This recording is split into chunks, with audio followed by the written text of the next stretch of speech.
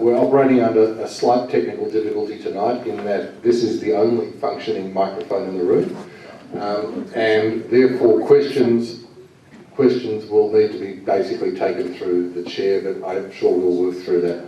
And thank you very much to the staff of Beth Johnson who managed to put together a sound system on very short notice, otherwise we'd have no sound system at all. So thank you to all of them.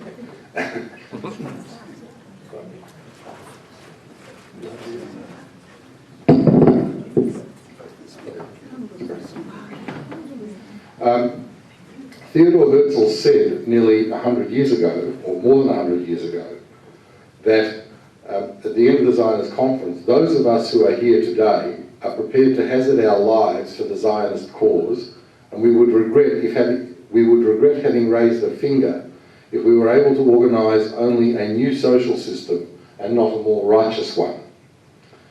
He was convinced that Zionism would do two things. That is, firstly, it would end anti-Semitism by doing away with the abnormality of Jewish homelessness, and it would also give birth to a community characterised by social justice, equal opportunity and the fair distribution of resources. Unfortunately, we cannot escape the conclusion that Herzl was wrong on both counts.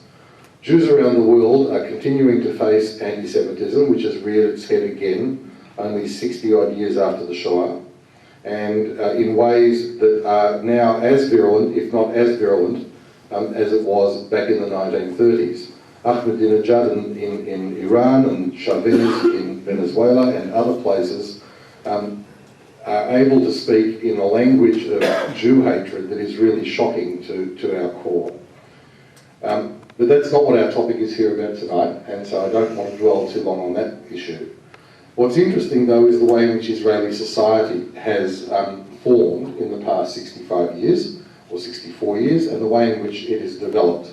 Now, Israel, as we all know, is a very interesting mix of population. It has brought together people from different cultural backgrounds, different social backgrounds, different educational backgrounds from all around the world. And it has done so with a rapidity that is almost mind-boggling, growing from several 100,000 in 1948 to more than 5.5 million Jews today. Just the exponential growth of the population itself would lead to social tension, as one could readily imagine.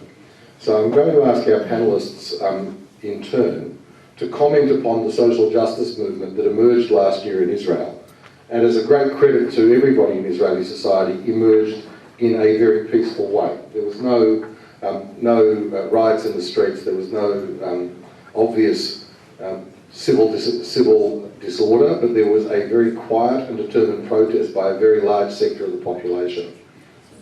From Rabbi Lau's point of view, I'd like you particularly to focus on the way in which the social justice movement has touched the religious community, because I guess, at least from my perception, the social justice movement is largely secularly driven. I may be wrong, and if I am, I'd be happy to be corrected. But I'd like you to comment it from that point of view, and Haim, I will leave it to you to discuss at your leisure how you see that impact has had on Israeli society. First, Rabbi Lau.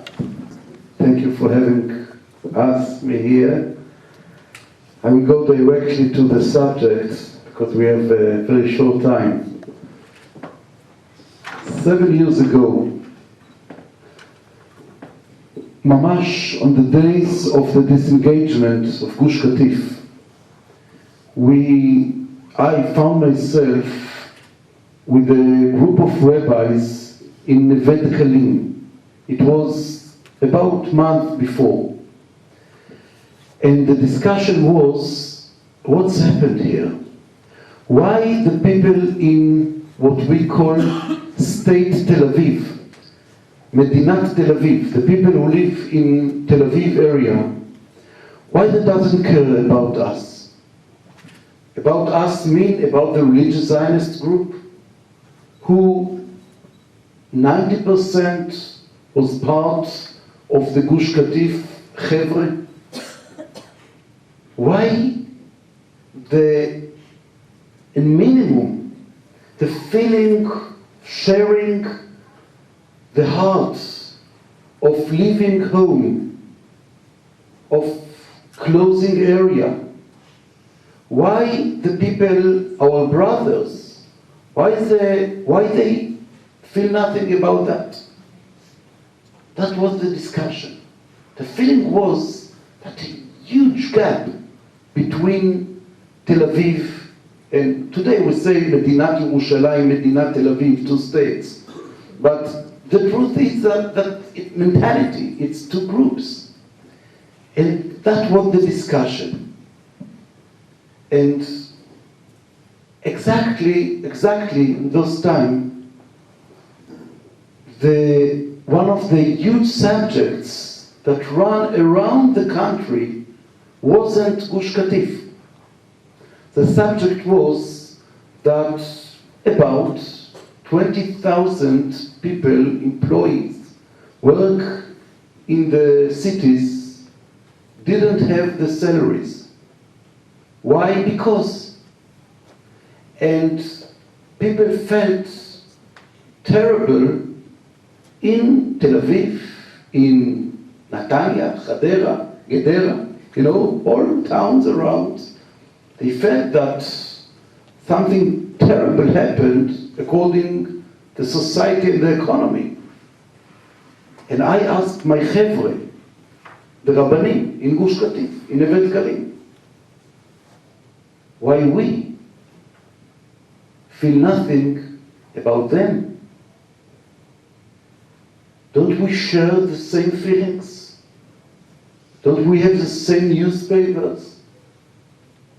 We are not in the same states, same society. And I must tell you the truth. It's a fact that just 1 month before the disengagement, I had the zchut to open a new Bet Midrash, and I took it to Yerushalayim. And the title of the Bet Midrash was dealing with tzedek chevrati, social justice. The whole subject was to bring the Torah to the needs of the society and to give the society the feeling, the deep feeling, that the Torah has something to say to the people's needs. Something terrible happened to the Jewish religious people, specific to the religious people. Because many reasons. Because the liberal, because I will not go to the reasons. The Dati close themselves, I should say we close ourselves to a ghetto. I'm saying it's like Noah's Ark, that you feel that outside it's a flood and inside you're secure. And you build your own neighborhoods, you build your own yeshivot, your own schools, and you keep yourself. It's freedom outside. So you close and close and close. And then nothing happened between, outside and inside. It's a tragedy. Because in my belief, to be a Jew, without any difference, to be a religious or secular, to be a Jew means to follow the steps of Avraham Avinu, not Noah. Noah in the ark, it's not my style. It's not a Jewish style. Avraham Avinu was a person who walked outside. Avraham Avinu was a person who took always responsibility to fix the world, to change, to make the world better. Avraham Avinu is a person of tzedek chevrati. It's not my chidush. The Torah said clearly that Hashem took Avraham as a partner because he educates his kids. La'asot tzedakah u'mishpat. Clearly, the message of Avraham, tzedek chevrati, social justice. And for me, to think that social justice become in the Jewish state a secular value is tragedy. For me, social justice is the basic of Jewish value.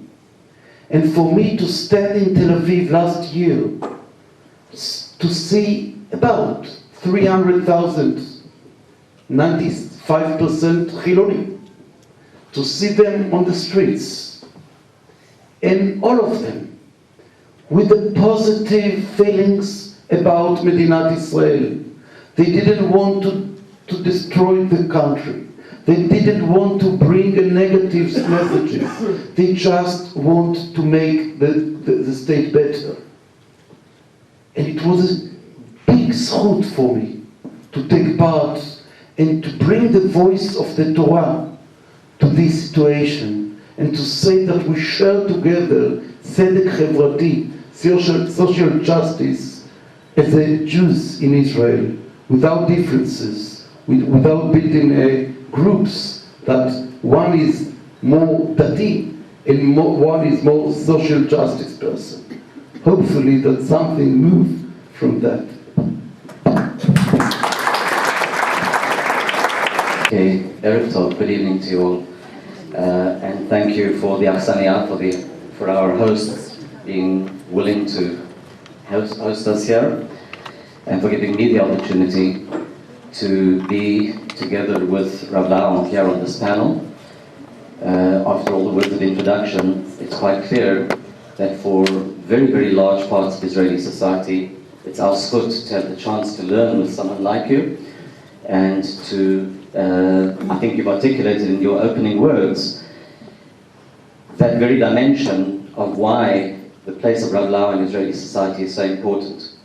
Because I'm reading into those words part of the division within the society, which is a very deep division, often expressed, and your attempt to say, to see that people should follow and understand that this is not an issue of what I'm going to call Rabbani and Riboni Israelis.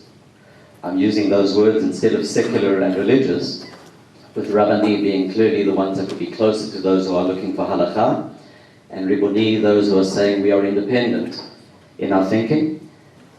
In that very gap that is marked in Israeli society, I know that this evening we have the opportunity, all of us, myself included, to listen to a voice of reason that will bring about, I'm hoping, an Israel that will be with far fewer cracks or splits within that society. I want to try and address the question from a slightly different angle. I'm going to start off with a picture of Israeli society at the point in time where I came there. It wasn't all that much long after you, and yet it was at a different point in my life. I came to live in Israel in 1974. And in 1974, when I came to Hebrew University, I distinctly remember the professor of political science who gave a compulsory course for us, taking us on an overview of Israeli society. And when I was trying to convey the ideas which he shared with us back then to myself in preparation for this evening, I said to myself that were we as a group over here to consider, and I were to say to people, anyone over the age of 60, think to yourselves, what is a symbol of Israeli society? The chances are that whether from the kibbutz dati or from the general kibbutz movement, for many people they would say one of the strongest symbols of Israeli society was kibbutz. It was a mythological symbol. It was never more than a very small proportion of Israeli society. But it was a symbol that expressed something about a society's perception of itself on two levels, I would say. In terms of the collectivist vision, and in terms of the question of responsibility for the other. That egalitarian vision which marked Israel, if I were now to turn around and say, I can't really ask, because I'm looking around, and with apologies to anyone that I'm offending one or the other way, if I were to ask for people under the age of 20, if you were to ask what would symbolize the state of Israel in the same manner, not only is the kibbutz movement no longer part of the dream, but I suspect that what we would find would be something which would stress a society that has gone in a very, very different direction. I'm calling that difference the difference between the individualist and the collectivist trends. And if we want to, I think, if we want to try and understand the events of the last while, I go back to my political science teacher of 1974. That was not my major, it was just a compulsory course. But Yossi Goel, who many people know also as a journalist who wrote in the Jerusalem Post for many years thereafter, Yossi Goel said to us, to these young students coming from every corner of the world, we were the Southern Hemisphere. As you can hear, I speak with a Southern Hemisphere accent, no accident. But he said to us, if you're looking at this society, you have to know, remember that in 1974 there was still an Eastern Bloc.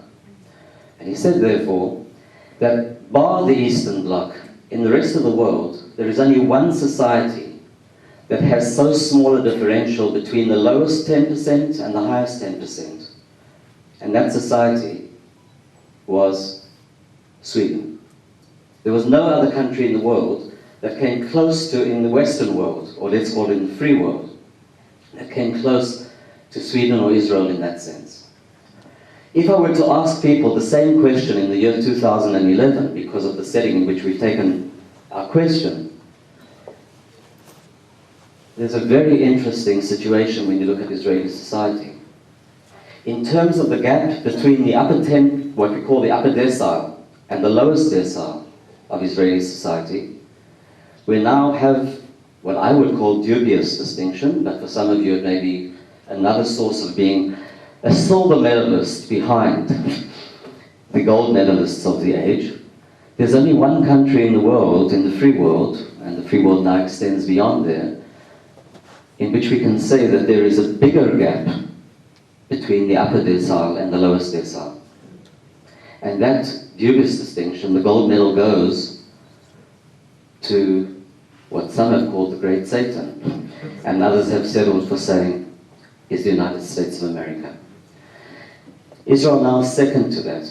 And I think that in the context of the events of the last summer and that have continued to a far smaller extent now, I want to keep those elements in mind.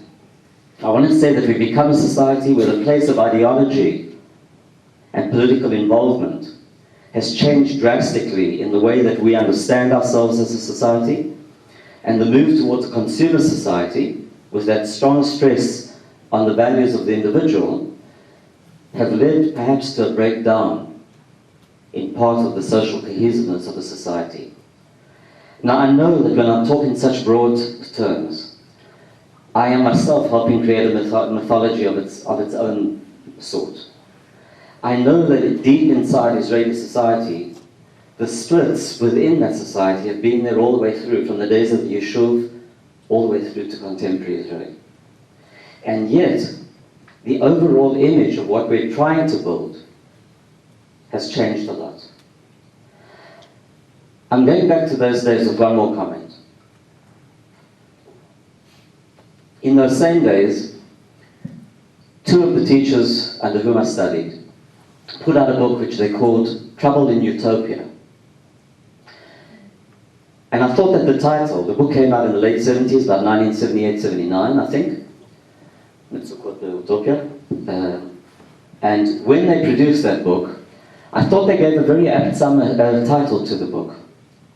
Because the Israel which I think that many of us in this room carry as an image is an Israel which we see as that land which is the promised land, the land in which the Jewish people will be able to build those dreams and realize those dreams. But they put their fingers on what they call these troubles in utopia, and I think that the analysis that they allowed us to have of the society was to understand what are very, very clearly logical results. Sam, in his opening words, talked about a society that addressed challenges of the influx of immigrants. I don't think there's a single society, and you are an immigrant society. The United States is an immigrant society. Canada is an immigrant society. I don't think there's a single society in the world that can match what happened in Israel in the 50, 60 years of immigrant absorption in terms of the success. But along with that success, all of the other dimensions that are the result of it had to come out as well. Our platform, the range of what we need to look at now in these few minutes would be far too broad if I continue to try and analyze further in that direction. And therefore I'm going to come to in a way responding to some of the words of Rav Lau in his opening comments. I'm going to take you not to the 300,000 people that you were addressing there, but to your home city that same night, where I was part of the crowd near the Prime Minister's residence. Because I think that the planners of the social justice movement in Israel last year did something that was a wonderful thing, actually. They turned around and they said, rather than Tel Aviv being the place where everyone will get to and we'll have bus people in from every part of the country, we're actually going to do Gizur. I'm not sure I'm going to get the English from you. But almost like diversify, diffuse, thank you, and allow for people to get together in the various large cities of the country, and even in some of the smaller cities of the country. And I thought it was a wonderful idea that they did that. It also meant I didn't have to travel all the way to Tel Aviv. But what it also meant was that if I take you to the crowd that was there, and it was actually the third week in a row and the numbers had been growing week after week, and with each passing week, those of us who went out said, has Jerusalem reached its peak? Because any attempt to protest in Jerusalem about anything in the last few years had not drawn large crowds. We do get astounding crowds to funerals of great figures. We really do, and it's an amazing sociological phenomenon, such as the funeral that took place in Jerusalem just a few weeks ago with one of the great rabbinic figures of the Jewish people. But in Jerusalem, where people came out for social activism, we didn't get it until last summer. And I don't have the permission to share with you the names of the people that I saw when I was going through the crowd, but they could have been on the same TV screen were the YouTube piece to be including Jerusalem and not just Tel Aviv.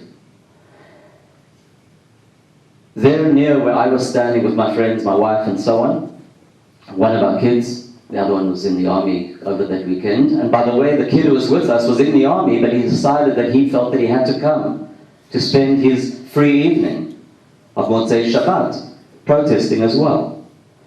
There we were standing, and within 10, 15 yards of us, if I give you the names, they may not matter, but was the president of the Hebrew University, former member of Knesset, and one of the great scholars of Jewish learning, and I know a close friend, and colleague of people involved in your community too. And a little bit further on, the former head of the Israel Academy of Sciences. And a little bit further on, other such figures from the life of Jerusalem's what we would normally call the high society. None of those people would normally go out on a Saturday evening, on a Motzei Shabbat, in such circumstances, but they were there.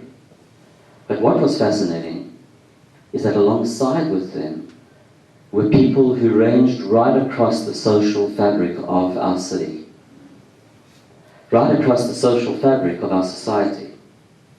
And in the various protests, we even found some of those protests taking place in the part of the population which is beyond the 5.5 million or so, actually slightly more than that, the 6 million Jewish residents and citizens of the State of Israel.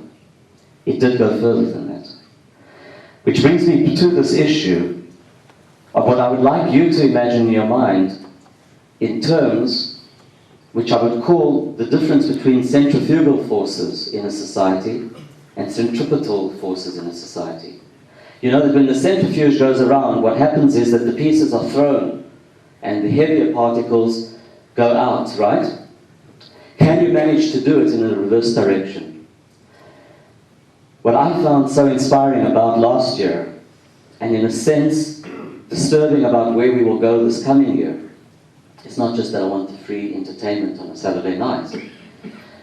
But what I found so inspiring was that for the first time in quite a while, our society was actually saying, instead of the various parts of the society being thrown to the outside of the circle, people were saying we need to come into the circle. What do we share?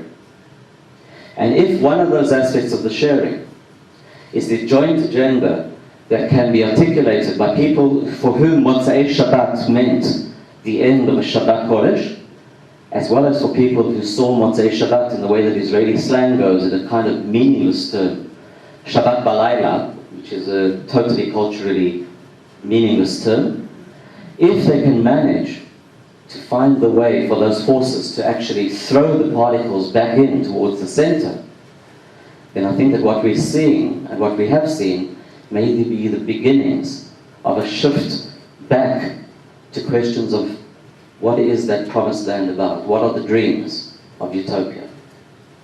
I remind myself, Andrew, and with this I think I've overstepped my time frame. I remind myself and you that the word utopia, by its self-definition, there is no such place. But what we've striven for as a people has been, how do we manage to create that tikkun?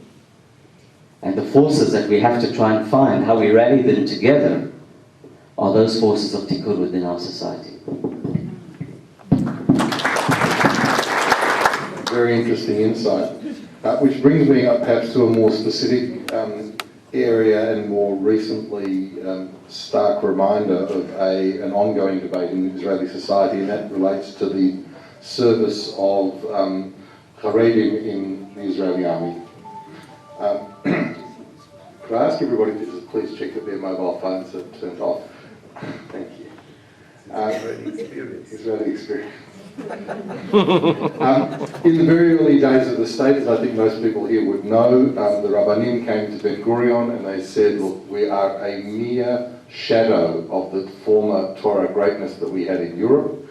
We need to rebuild not only the state and its institutions, but we need to leave an opportunity for Torah to rebuild itself in the land of the Jewish people. And out of that grew an exemption for yeshiva students from serving in the army. That exemption has now grown to the point where many tens of thousands of Haredim are not only not serving in the army, but spending time, perhaps more usefully spent in pursuing a career, avoiding doing that so that they can sit in yeshiva and prolong their army exemptions. The Supreme Court recently struck down a law that purported to bring together or bring towards an end the question of the army exemption, and the coalition that was announced with so much hope between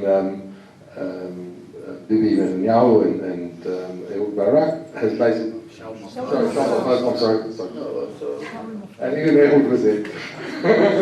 But that coalition, which started with so much hope that they were finally going to have a significantly large enough political majority in the Knesset so as to enable the passage of a law, has also foundered on the rocks.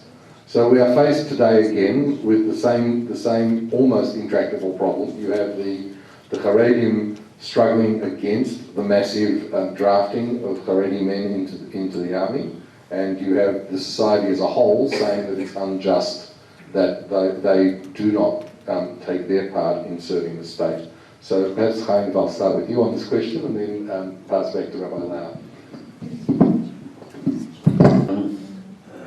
I'd like to tackle this question of the military service in the following way. I think there are three different elements that we have to look at. There is a social element. There is an element that has to do with the body politic, with the regime and the society as a democracy, and the role of citizens within a democracy. And there's the question of Jewish law and Jewish practice.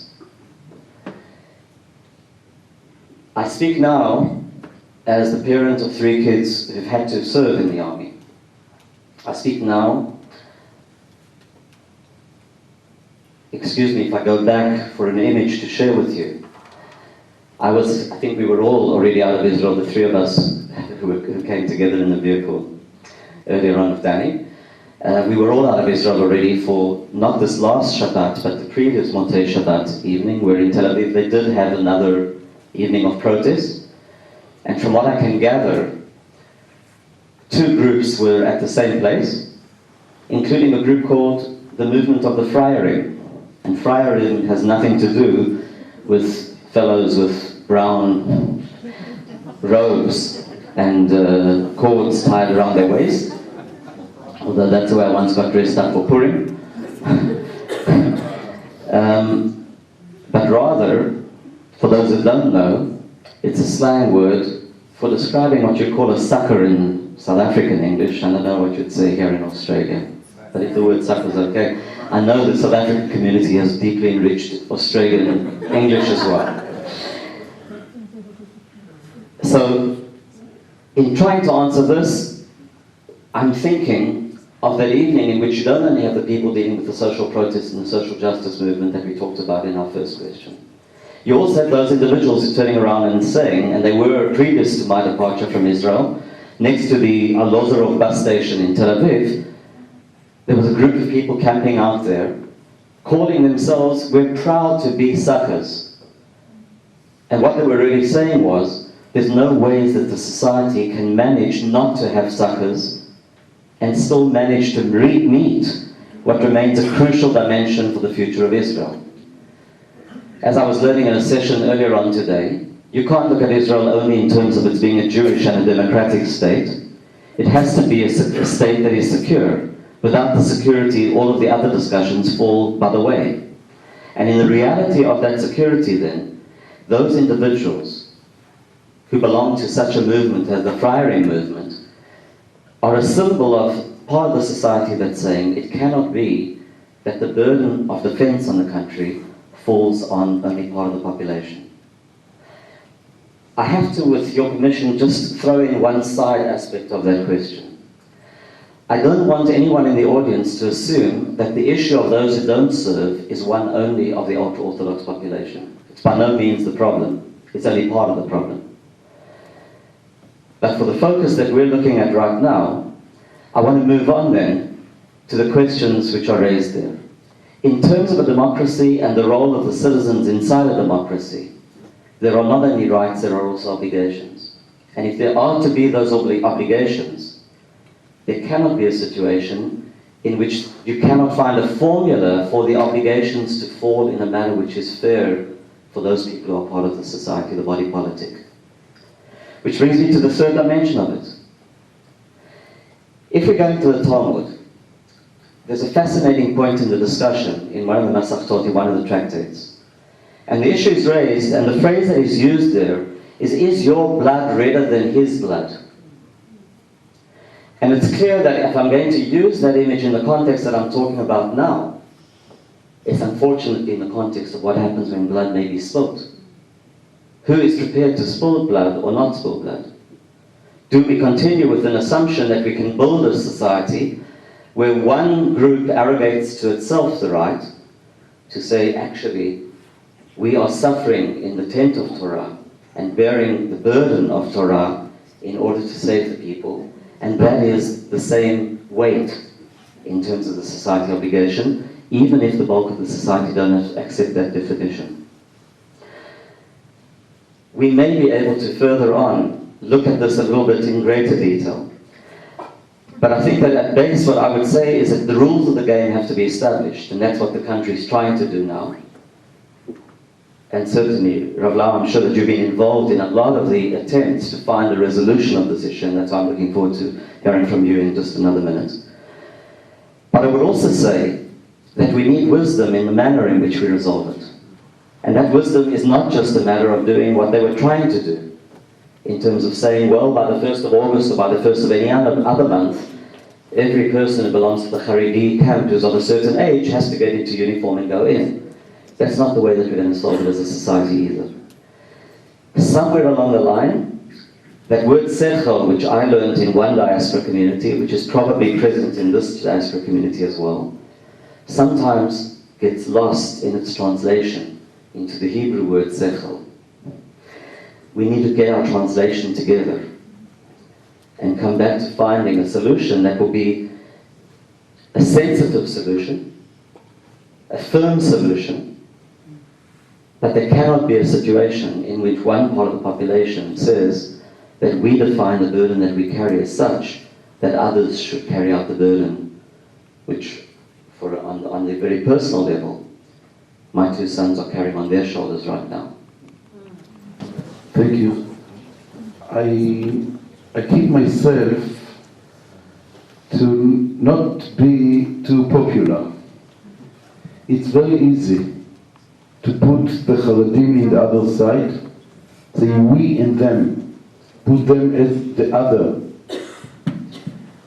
I will start first from individually, my own experience. 30 years ago, I refused to go to Hester Yeshiva because it wasn't enough for me. I thought that every Israeli need to go to full army and not half army. And thanks God, 3 boys finished already the army, and now we have a daughter in officers course. So we are very proud that we are not fiery. The word, it's for me, it's not in my dictionary at all. We're proud that we have the ability to serve in the army.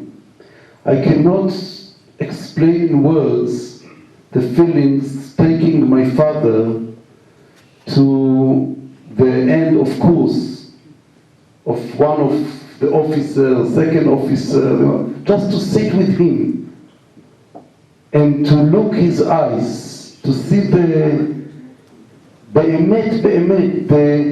tears, but it's the redemption tears. That he see the generation that he grew up in Israel with uniform, באמת גאולה. I'm so proud, and in my opinion it's mitzvah. The Rambam said it's mitzvah, the Gemara said it's mitzvah. It's not a question for me.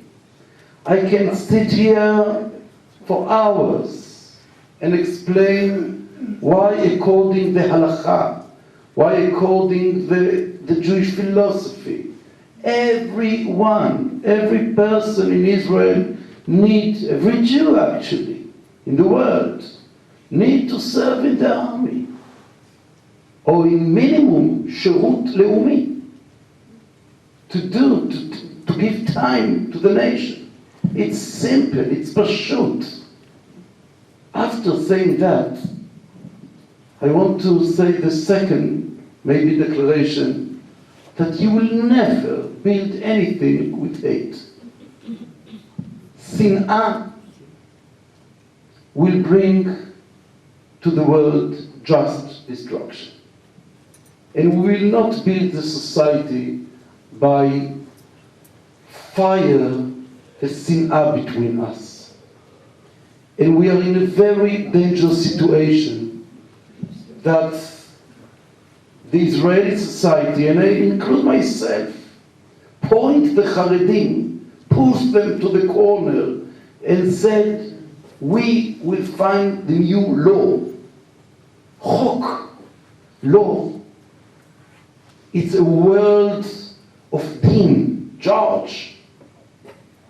We know, the Gemara said, that Yerushalayim came to the end of her life in the temple days because that.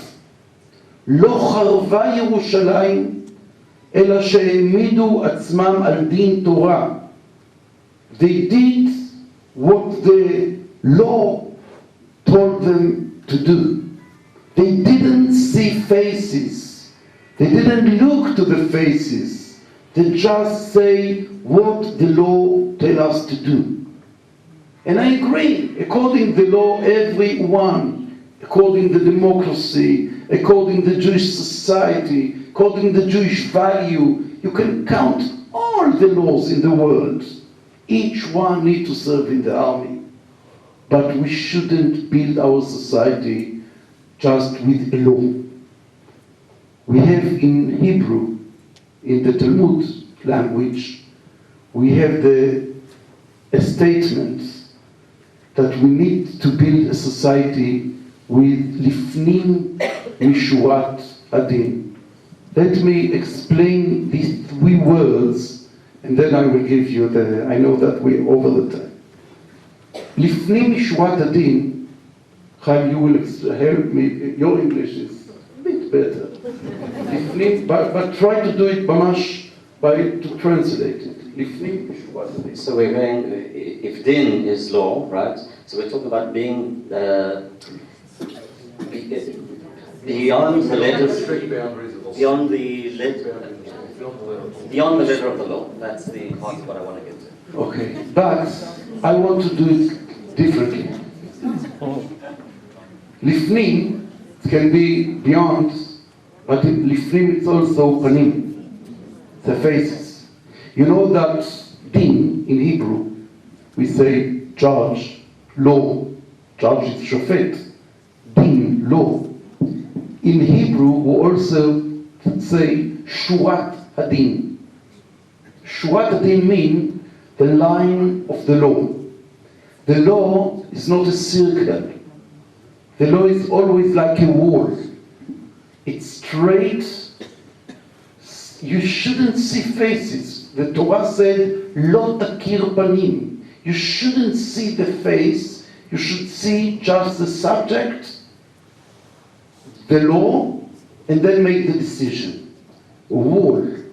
You know, in Hebrew language, come from the very original Aramaic, when we say shua, shur, in Aramit, in Aramaic, it's a wall. If you read in Sefer Bereshit about Joseph, Banot Za'ada Alei Shur, on the wall, Shur.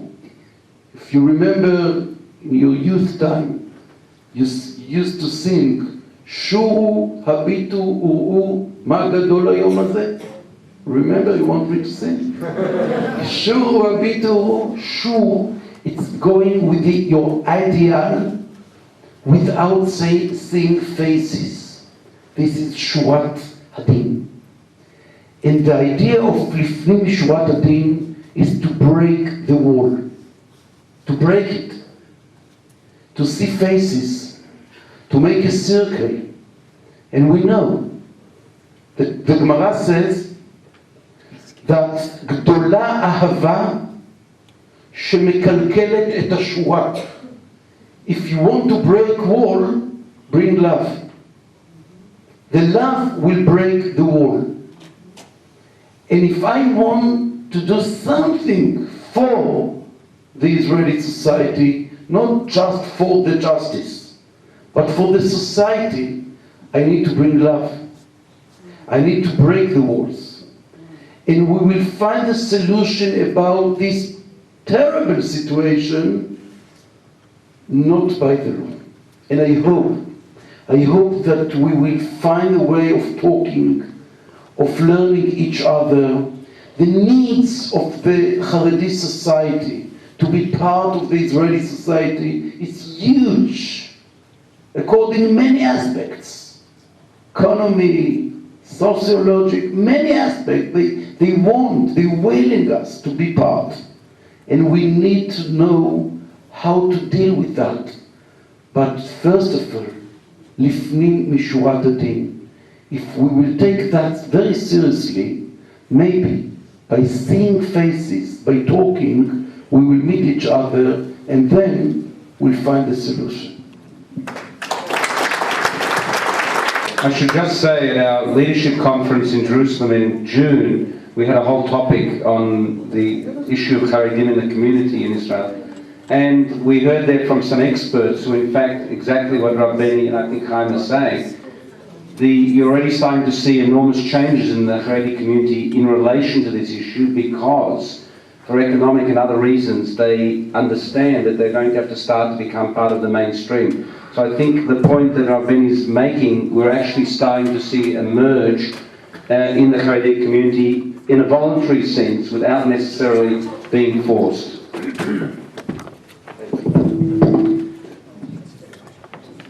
Highly skilled technical term, we'll do some stage work.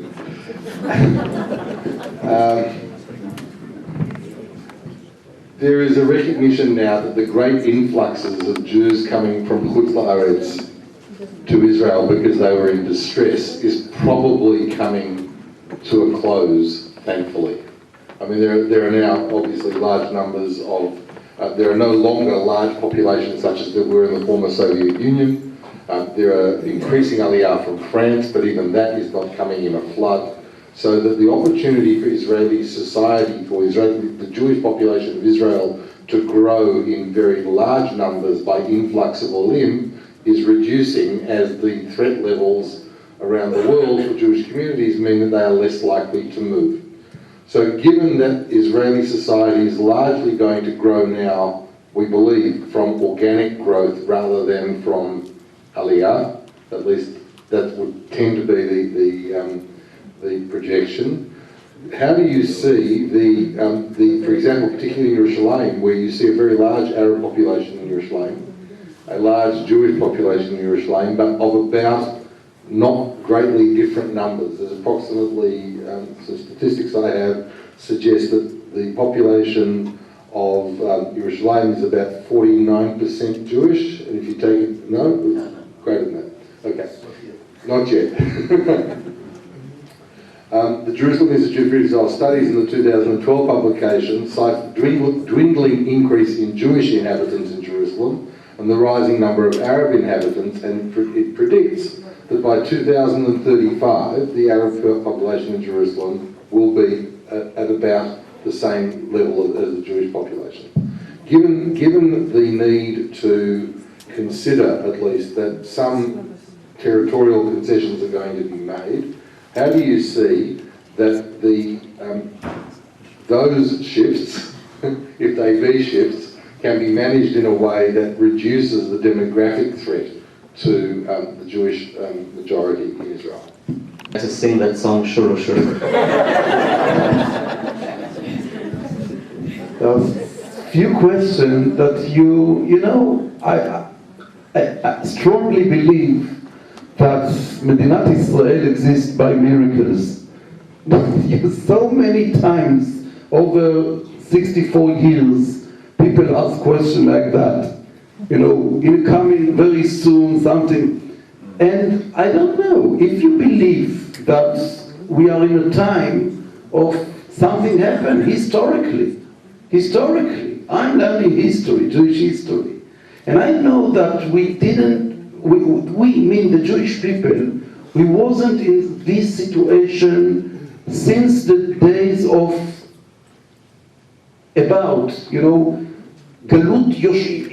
Yechonia. Galut Yechonia mean in year 600 BCE. Okay? 2,600 years ago, we were in this situation of Medina. Since then, we wasn't there. So now we are in a huge new situation of kibbutz galuyot, of new language. We realize that it's the first time in the history that fifth generation grew up with Hebrew language, know nothing by other languages like me. It's Hebrew as a live language.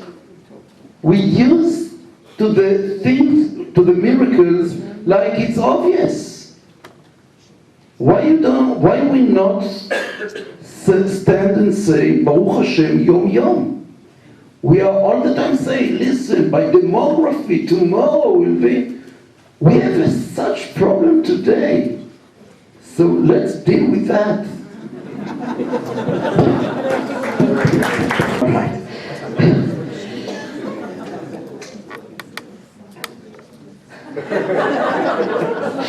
All right. I'm going to try and tackle it in perhaps two reflections to share with you. I don't know the answer.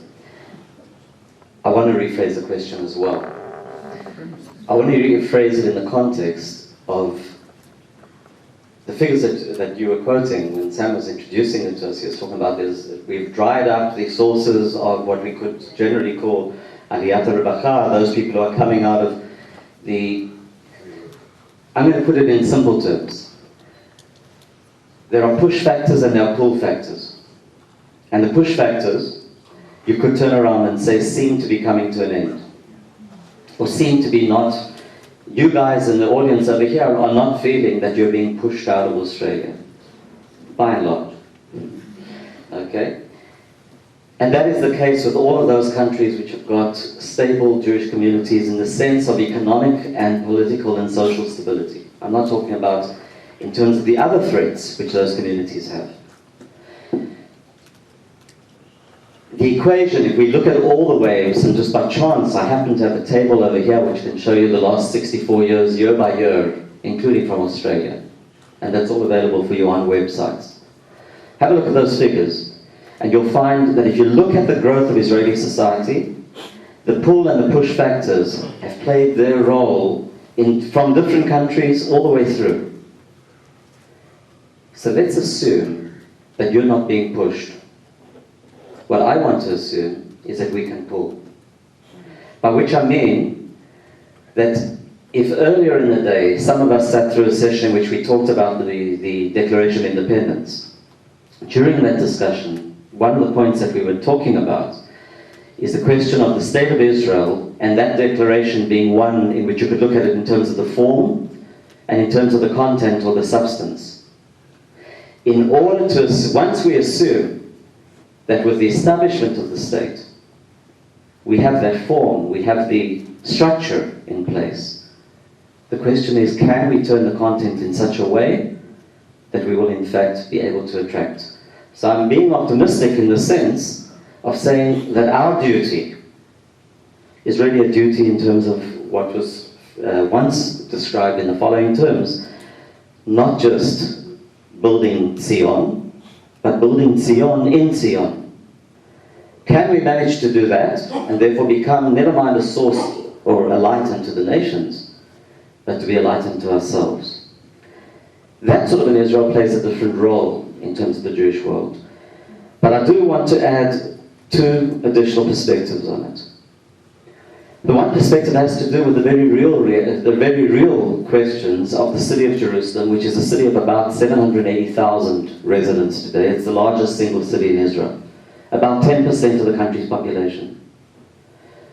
So if you will forgive me for removing it to allow us to calculate easily and round it out at 750,000, with apologies to the whole of one of the large neighborhoods of the city, I'm going to take, I don't know, the German colony area and just say we'll take it out of the equation. How's that? What about Catalans? Okay, I don't want to take out any neighborhoods, but for convenience sake, if we look at that situation, around a third of the city's population is a population which is that Arab population, primarily Muslim. It changes the equation when you talk about Jerusalem in those terms. But I have to throw in something which has been very much on my mind because of a seminar which we are undertaking in the program that I work with. In another 10 days, I'm going to be in a city called Warsaw. And the astounding thing for me in my preparation and learning about Warsaw, with apologies here in Melbourne especially, where so many of you know the European situation from your families and yourselves, going back that generation, is that the city of Warsaw had a third of its population that was Jewish in 1939. And the city of Jerusalem has a third of its population which is Arab in 2012. And we have to work out how we build Jerusalem with all that it symbolizes for us in the context of that challenge, which I think is a challenge which brings us to very, very fundamental issues about what the state of Israel needs to be in the context of Zion, as I described it earlier on. That was the one thought that I wanted to share with you, and I have just one more on that, in that direction. There is a day on the Israeli calendar, and I'm almost certain on the school calendar of most of the schools here in Melbourne. It's called Yom Yerushalayim. There's another day on the school calendar called Yom Ha'atzmaut. Am I right? Do Melbourne schools, is there any Melbourne school which turns around and says on Yom Ha'atzmaut, we don't, I'm talking about the Jewish schools obviously, turns around and says on Yom Ha'atzmaut, we see this as a negative day in our calendar? No. What you need to know is that in the city of Jerusalem, in the year 2013, the next time we mark Yom Yerushalayim or Yom Ha'atzmaut, well over half of the total number of kids of the age of anything that you want to go up from the school age, the beginning of school age, and it actually, the lower the age, the higher the proportion, will be turning around and saying, or their teachers or their headmasters will be saying, any instruction that's concerned with those days on the calendar, we're ignoring completely in terms of our schools.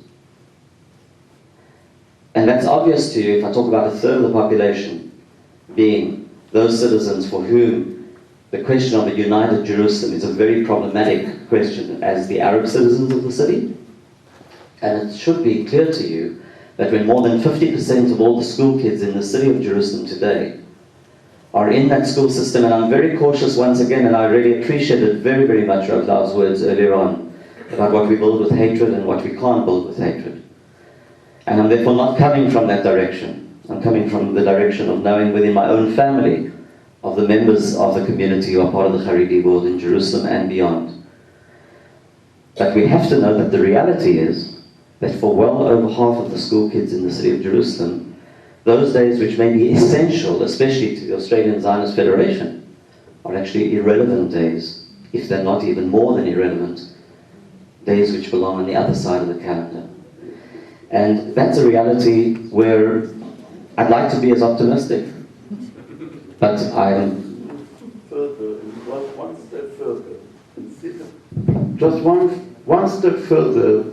And I remember, year before the Russian came to Israel, we spoke about demography, we thought about the tragedy, and okay, a year later it was different. Now I will speak about the 50% of the kids in Yerushalayim, or the Haredi schools. I believe that something will happen because us, that they move. They move not to be, modern Orthodox, but they will respect, and more than respect, feel part of Yom HaAtzmaut. I must tell you, I remember as a child in Bnei Brak. I grew up there. And I remember in Yeshivat Ponifesh, in the 60s, they put Degel Yom HaAtzmaut in the front of the yeshiva. Rav Kahaneman was the Rav Rosh Yeshiva. And the flag of Medinat Israel put on the front of the yeshiva. Because he said, Medinat Israel, this is our honor. This is our zchut to put the flag. When Rav Shach took his place, the flag went down. And I believe that we will find a way to return back the relationship.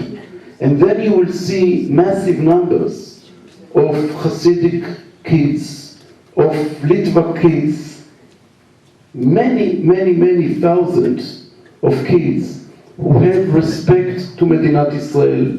And then after the respect come the honor, after the honor come the bracha, after the bracha, the friendship. Bezrat Hashem, be optimist. Really a very, very interesting discussion, and I'm sure the audience has got a number of issues and questions they'd like to raise. I'll tell you up front, ladies and gentlemen, we have a half an hour for questions. I'd like those who ask questions to please make them as questions rather than statements so that they're capable of being answered shortly. And in deference to my predecessor, Danny Lamb, you go first. So I felt an urgent need to say something, Sam. Two things. Philip referred to an academic who spoke to us in Yerushalayim, Dr. Neri Horowitz. He's a sociologist and anthropologist. He's not Dati, but he's the foremost expert on the Haredi world. And the point that he made was this, that the Haredi world is already moving towards the centre. There are large elements there who recognise they have to be employed, they have to learn something to be employed, and they recognise the need to serve in the army. That was the first point. The second point that he made was the army is simply not ready to integrate all those people if they were to come. That it requires a sensitivity that was referred to by both the speakers beforehand. And if given that type of management, the Haredi world will be absorbed. The second thing that I felt that I need to say is the Deputy Chairman for Aliyah for the Jewish agency that I am. There were 19,287 olim last year, and it's predicted that a similar number will come again, aliyah by choice, and it's coming from all sorts of disparate places, and it's based on a lot of the activities that are going on in Israel that is making Israel a popular place, in fact, to come. So if you support that, I've got to put a question now. So would you like to support the comments that I made? I could just take it as a comment, I think. I so wanted to do that tonight. Yeah, Ron. With things like social justice not being...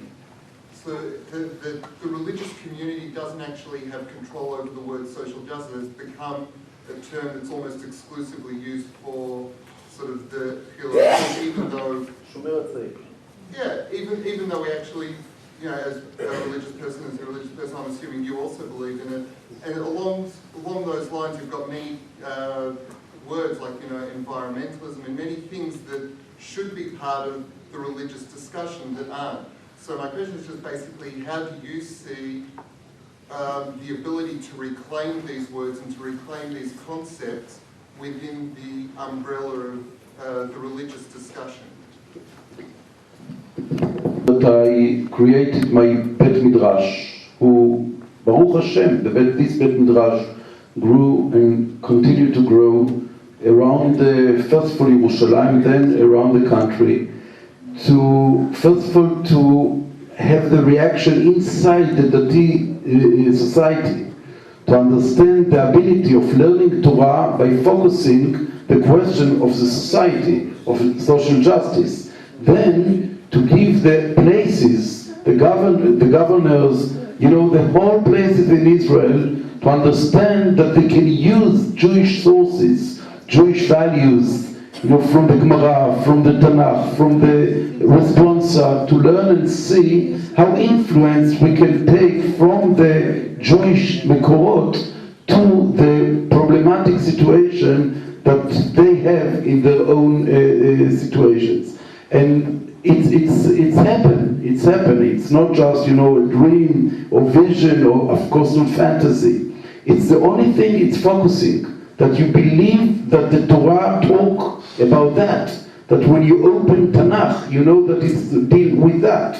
When you open Mishnah, Gemara, Agadah, Halacha, when you learn everything and you focus in the society questions, the social justice question, you see it there. When you learn Baba Kama, you know, just for one short example, I learned 3 times, according to my, you know, studies time in the yeshiva high school, then yeshiva later, then I learned Masechet Baba Batra. Okay, one of the Masechtot in the Talmud.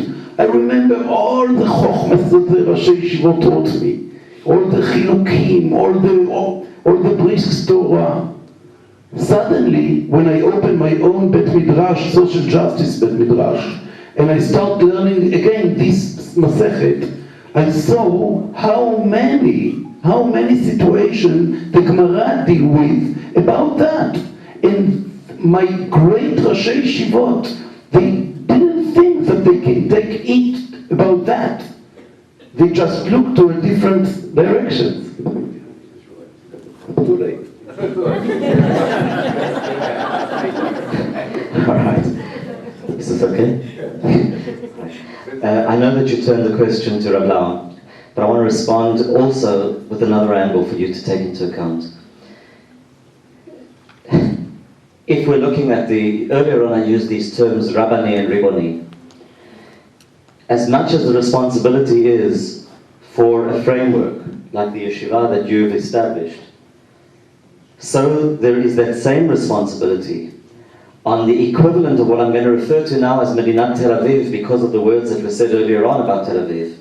But that general society, the responsibility is also to find the way that we articulate our social vision in a similar language. And if I'm going to go back to where we started about an hour ago, one of the rewarding things, one of the heartwarming things about the social justice demonstrations that were taking place around the country is that when people are choosing what are the signs that they want to make they can turn to the parasha that says tzedek tzedek tirdof, or they can turn justice justice shalt thou pursue, or they can turn to the parasha that calls on all sorts of elements that we know from the book of Vayikra, or that we know from other parts, any of the Torah readings that we're dealing with now, as much as the Haftarah readings that we have. The more that we will find a society that is able to do that, that is the forces of being thrown not by the centrifuge, but rather being thrown towards the center. And therefore the onus is not only a one-directional onus. That's why I arrogated to myself the right to take the microphone as well. It's got to be one that's articulated by the whole of our society. This is not a response to Danny's Talk about it. I do have a query about the growing divide within Judaism, both in Israel, particularly in Jerusalem, and indeed in the diaspora. And it was, in fact, highlighted by an article that was sent to me today about how Orthodox Jews blur women out with glasses. The latest to come out of Jerusalem, where it's the latest prescription for extreme ultra-Orthodox Jewish men in Israel who shun contact with the opposite sex. Glasses that blur their vision so they don't have to see women they consider to be modestly dressed. I want a pair of the opposite glasses. I don't think it is, and having seen some of what goes on there, I fear for an increasing divided society, not one that's coming back into the centre, as much in Israel as I do in the diaspora, and I'd be grateful to hear your views on what's happening and where we're heading.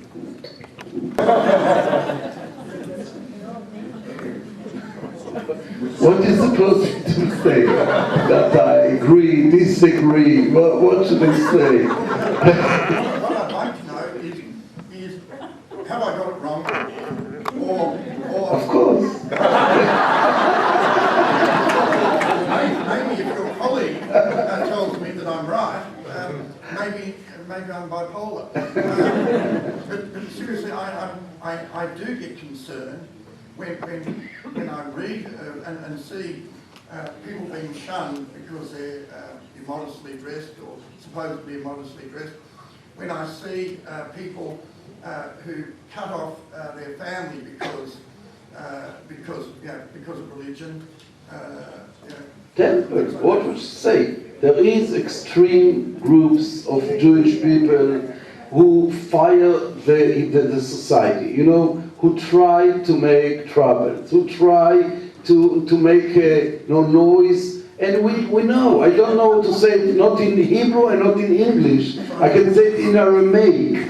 Okay, in Aramaic we say, Istera belagina, kish kish karya.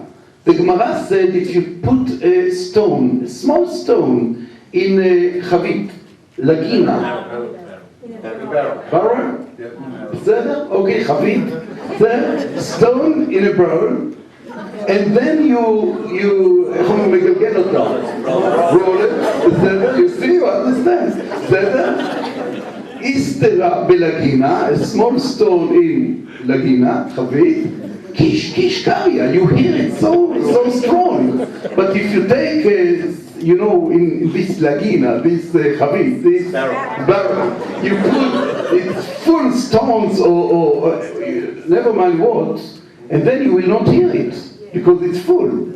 So people empty, you hear them. So don't listen, just don't listen. Sorry? Oh, Haim, did you have something you wanted to add to that? I thought it was a comprehensive. I'm just wondering if I'm going to be rolling around what you're going to be hearing. It's not an academic response, it's a citizen's response as well. And as you phrased your question, and as Rabbi started answering the question, my mind went to what was perhaps one of the more unfortunate situations that I think that you all will have recalled if you're reading anything about Israel in the last year. What happened when the school year opened in Beit Shemesh, and that young girl was spat upon, and so on and so forth. And I think that chilul, I'm using the word chilul on both levels, okay? that chilul that took place over there was clearly not l'shem shamayim from any point of view. What was interesting about it was that within the very observant community, there were many people who turned around and said, please don't see this as reflecting where we're at. But my one qualification would be, because I have to say something which will not just be, well, maybe it will be just this empty barrel rolling around. But I want to just say one thing, that we do need to have a situation in which people are prepared to stand up, במקום שאין יש, ישתדל להיות יש, where people are prepared to turn around and say, this is not I'm talking now within the observant community, this is not something which is anything but a chilul. And if that's the case, that would allow the discourse in Israeli society to move in another direction as well. We need to find that other direction. But it's as important, and this is coming back to what I said earlier on, that the various sides of the society are looking at how we prevent ourselves spinning into our different directions, and rather find the way that we can build Zion b'Zion. So I hope that that's not just empty words in a barrel. We've spoken in reference to social justice movements and to the modern states as well, very much in reference to the Haredi world. How do you relate to the issue of the non-Jewish world in Israel, particularly the Muslims within Israel? How does the social justice movement relate to that? And how, for that matter, does the whole question of army integration deal with that non-Jewish population as well? It's a very serious question, because according to Jewish values, we know that we have the zchut, the be'emet, challenged first time in our history to be the majority. The Jewish people as a majority, we don't know how to do that. All our experience, all over the history, you read book, Gemara, Talmud, all our books always deal about us as the minorities. First time we need to deal with minorities as the majority, who take care. And according to the Torah, according to the prophets, according to the whole machshava, the Jewish philosophy, we know that this is our responsibility, to make the makom, the zchut, the rights of the minority equal to the majority. This is halachic. It's not a question. We need to, defend Israel. We want to secure all this business.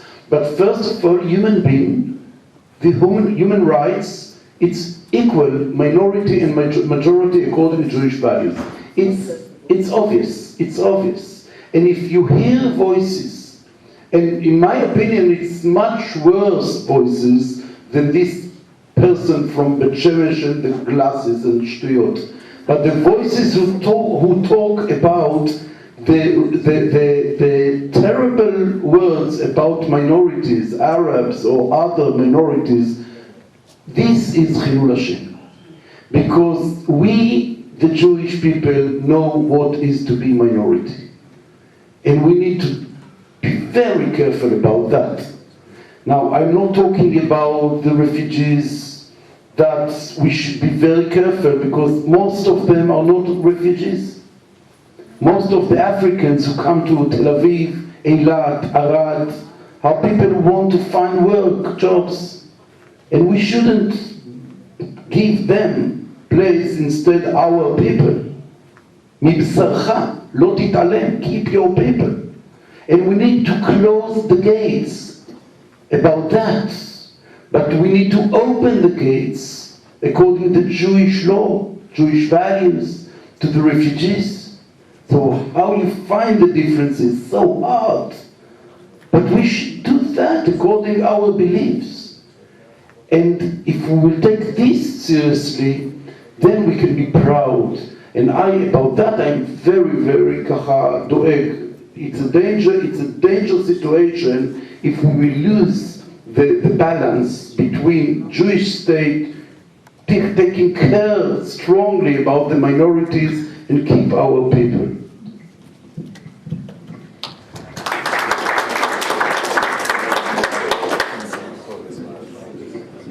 Just Abby's question comes from,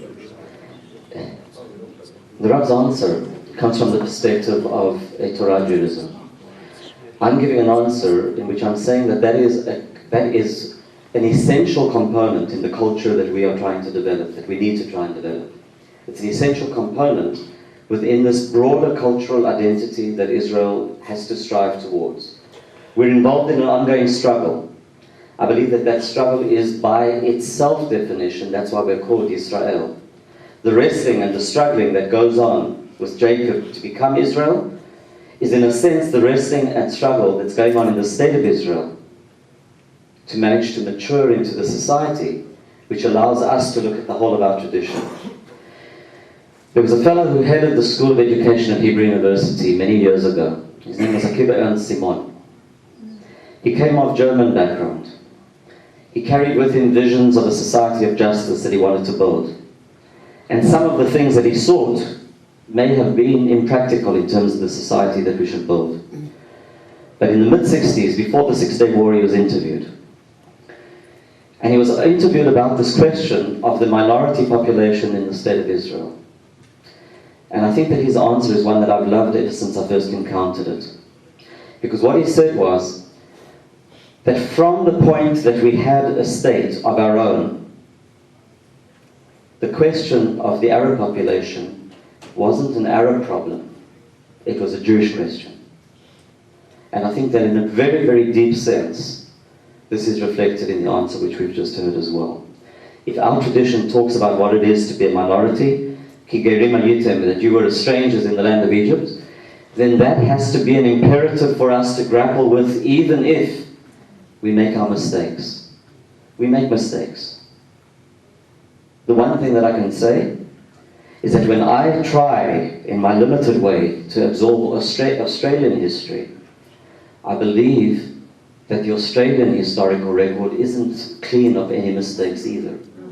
The question is that my way of justifying what we do wrong? No. What we have to do is strive once again. And here I borrow a phrase from an essay by a great Jewish philosopher who is beyond my ability to deal with, but his name was Emmanuel Levinas. And Levinas wrote an essay which he called Difficult Freedom. Our being a sovereign state is damn difficult for the very reasons that Rabbi was talking about before. We're in new territory, we're uncharted territory. It doesn't matter how many centuries ago we did have one or another sovereign framework, it wasn't within the kind of political realities in which we have to function today, for good.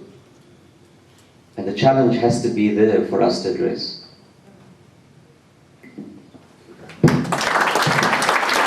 There's somebody behind you, Alex, and then Johnny, and then Sima Paltil, you also had your hand up, and I'll ask the three of you to ask your questions and then ask our panellists to address them if it's possible to do so in a compendious way. Talk loudly. Yeah, sure. To Haim in particular, you talked about push and pull factors in terms of Aliyah and about non-Jewish populations in Israel for whom Yom Ha'atzmaut and Yom Yerushalayim are not important. I've met, not relevant. So I've met people here recently in the last few years, Israeli Jews who've come here for a better life, for whom Yom Ha'atzmaut and Yom Yerushalayim are equally not relevant because the social justice or the injustice that they're fighting in Israel is not to their liking and they want a better life here. So my question to you firstly is, do you see that as a problem? And secondly, if it is, how would you address that and what would you say to them? To take up his question just a step further, I think that if we're having a serious discussion here about both social justice in Israel and also the fractures in Israeli society, we need to address the issue of an ongoing, for want of a better word, occupation. And I don't mean this in a political sense, but just the reality it does have on Israeli society, the fractures it creates in society, the implications it does have for social justice, the way it's shaping the way that Israeli Jews are viewing others, and also the possibility, if not likelihood, that as a result of where things appear to be heading, again for better or for worse, there's a possibility that there will be a non-two-state solution as a realistic option and perhaps a one-state solution eventuating, and what implications that may also have on fracturing both Israeli society and... I'll regulate I that, don't mean to be John. political here, I'm just talking about it from that perspective, because I think it really has to be addressed. And Sima, did you... Stand up. What do you think is the role of the Israeli media in this whole six of him and all this splits and cracks that we're having? And if there's anything at all that can be done to improve the situation?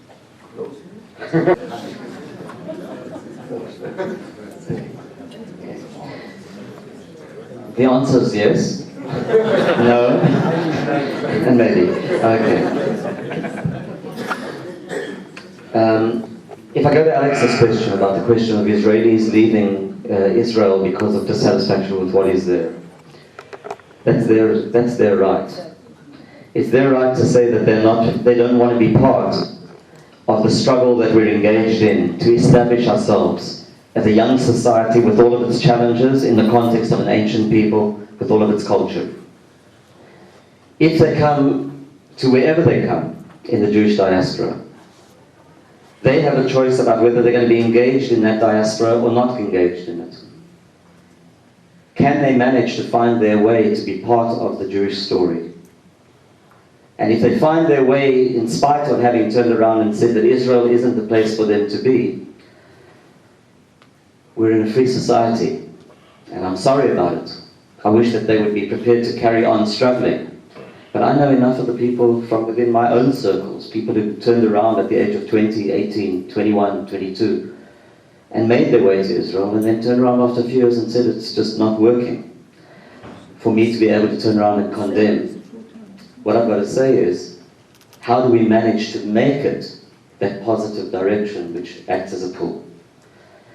The question of the occupation, as Johnny Baker has defined it over there, I'm going to just say one thing about it, because tomorrow I'm going to try and be looking at the questions of the administered territories and the issue of territory in another context at the conference.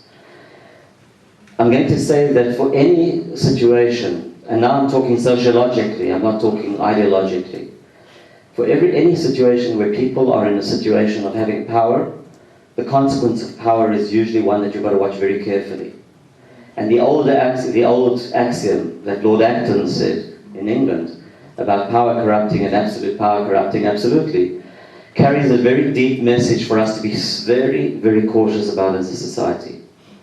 Unfortunately, we're a society that pays, in terms of scars, on many dimensions of our psyche, the price of a situation that has emerged, which is a situation which was defined by one of the speakers at the conference today. He borrowed the title of a book which I was going to use, and now I can tell it to you because you weren't there. But he used it in one context, and when it was first written by Shabtai Tevet, the biographer of Ben Gurion, in 1968 he published a book that he called The Cursed Blessing. And that cursed blessing was put by one of the speakers today as, is it a blessing or a curse? And I'm combining two to say to us that we have a lot to examine in terms of the way that our society has paid for what those blessings may have been. To Sim's question about the media, thank God we have a free press. If the press were doing a better job, maybe they wouldn't. On the other hand, if it weren't for the press, you wouldn't be able to go to YouTube to be able to watch Rav Lau speaking to 300,000 people. So we've got a free press, and I know that when I look at many things that appear that they annoy me, but I'd rather put up with that than the other direction. And when it comes to the demonization, I do think that when we're looking at what's happened, if I'm now connecting the two questions that Sam's just raised and Johnny raised earlier on, from my answer, in a certain sense, I've maybe gone further than I would have wanted to go. But I would say that the remarkable thing, I'm now going to close with this personal image. When I listen to my kids coming back from their army frameworks, the kids in the units in the IDF, which are the units which are usually regarded as we'll call them the crack units, by which I don't mean that they're on drugs, but those crack units, the proportion of kids who come out of those same communities is so disproportionate to their place in the general society, much like it was in the 1950s and 60s and 70s, all the way through to the early 80s, from the kibbutzim and the moshavim of Israel, that I have to say that something amazingly good has gone on there. Even as I say, that good may be part of the tragedy that Israeli society is grappling with. And now I've taken a political stand as well.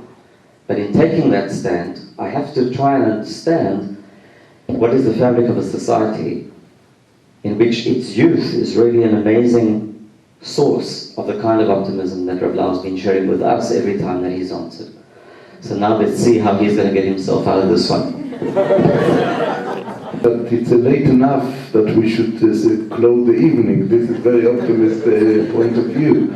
I will take 1 second to say that it's a large subject that we can share together now about everything, about the Yeshuvim in Yehuda v'Shomron. I don't call it, settlements. The Yeshuvim in Yehuda v'Shomron is the heart of our late generation when they dream about Eretz Israel.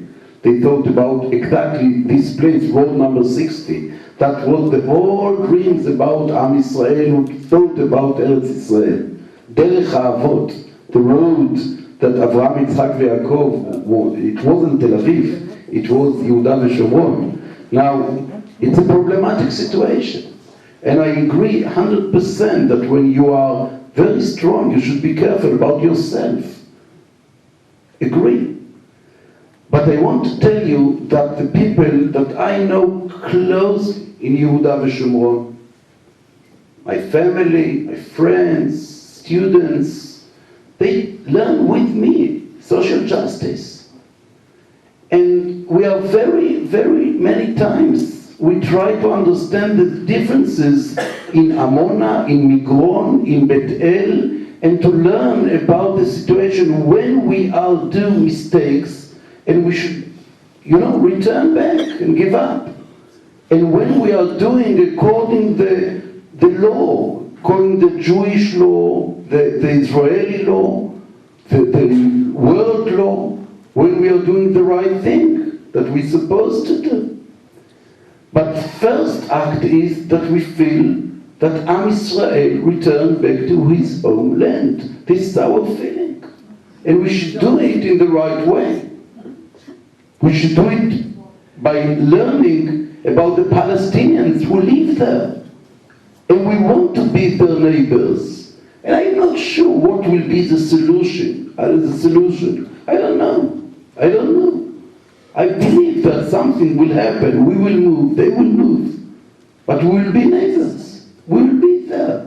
We mean your families, my family. We came to Medinat Eretz Israel, to build Medinat Israel, to be there. We are not in temporary situation. We came to be there for how long we can, that Hashem will give it to us. And our neighbors need to know that. And so far, they don't want to know that. And we need to say it loudly. And we need to say to ourselves, that they will be there for a long time as well. And we will learn to live together. This is our only option that we have. The only option. And it will take time. We are hurrying. We wait to the redemption so many years. So I believe that it will not be in my generation, maybe in my grandchildren's generation, maybe late, but we should do something strongly, that our generation make the situation better.